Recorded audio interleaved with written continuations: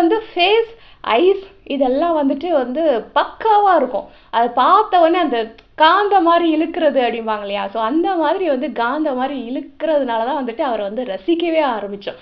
So சின்ன வயசுலேருந்து அப்படியே ரசித்து ரசித்து வரும்போது ஒரு காலகட்டத்தில் நம்மளுக்கு இவர்கிட்ட வேற என்ன பிடிக்கும் அப்படிங்கிற மாதிரி நம்ம வளர வளர கொஞ்சம் யோசிப்போம்ல. ஸோ அப்படி யோசிக்கும் பொழுது இவர்கிட்ட என்னதான் பிடிச்சதுன்னா, ஃபர்ஸ்ட் பார்த்தீங்கன்னா யார் பேசினாலுமே ஒரு பொறுமையாக கேட்பார். அந்த லிசனிங் அப்படிங்கிறது இவர்கிட்ட நிறையவே இருக்கும். தலைவர்கிட்ட ரொம்ப பிடிச்ச விஷயம் அப்படின்னு சொன்னால், இது வரைக்கும் அவர் யாரையுமே குறை சொல்லி நான் பார்த்தது கிடையாது.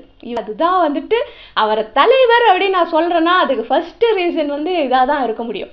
இன்னொரு விஷயம் என்ன அப்படின்னா, எனக்கு ஆன்மீகத்தில் ரொம்ப ஈடுபாடு உண்டு.